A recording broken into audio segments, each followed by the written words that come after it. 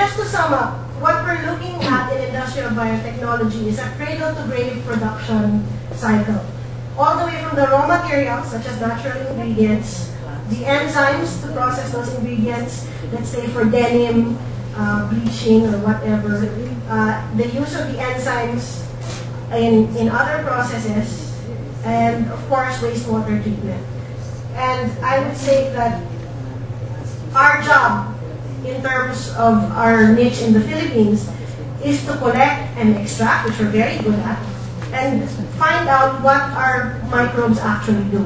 I'm happy to say that UP Manila has, under Dr. Bernadette Ramirez, has a project surveying the bioactive compounds of our microbes.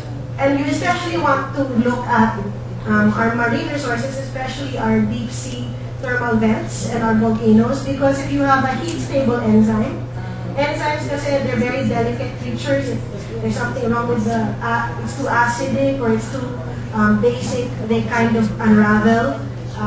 But if you have a heat-stable enzyme, stable at high temperatures, then you can put them into an industrial processing plant without having to spend another 60 billion pesos to make a new production plant. And you want to look at the guts of our insects, actually, or cellulose.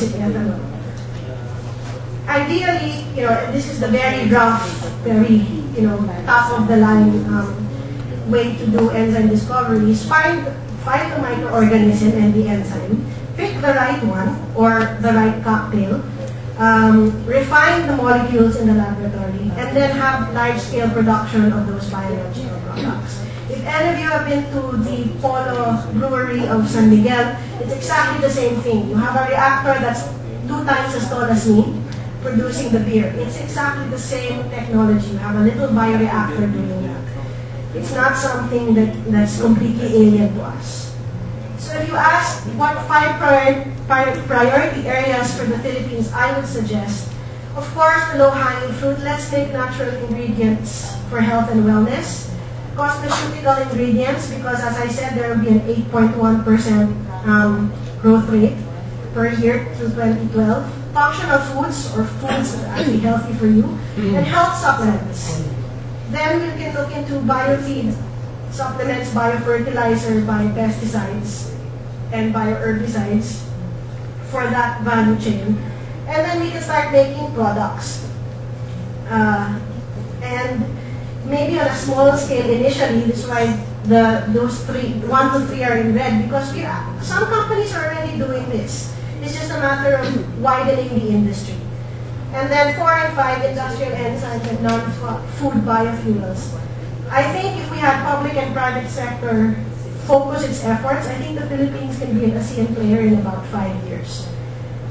With, I would say, maybe 2 years to take stock and clean house and see what we have in our natural resources. And then I would suggest that the manpower development of UST that Secretary Alabastro mentioned, you can possibly send some PhD and MS students to programs in the US or maybe even Japan in bioprocessing, because you need a lot of expertise in the large-scale production of enzymes, of recombinant proteins. Because I don't think our chemical engineers and industrial engineers actually take this even as an elective. They're used to the chemical processes. So as a priority, I would recommend that we send some of our young scientists to learn the downstream processing of this. Otherwise, even if San Miguel and Jollibee or other companies want to take this, they're never going to have the expertise to even maintain the equipment. Because you can buy the equipment, but if it breaks down, who are you going to pay? Who are you going to call? So I think we can play in this sector, but definitely in 5 years. It's a medium-term plan. But for these things in red, we already do it. As I mentioned, just some of the companies. Remember, a lot of other companies are under the radar.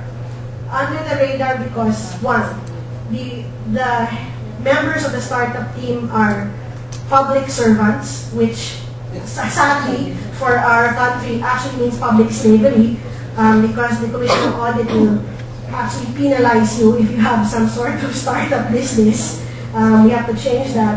Or under the radar because they're in stealth mode. They don't want their universities to find out that they have such companies. So this is just a teaspoonful or an overview of the companies that I know about, that we know about at Hybridyne, that are actually selling these products. If you're interested in investing or learning more about any of the companies I mentioned or any of the investment opportunities, please see me or any of the Hybridyne team, guys.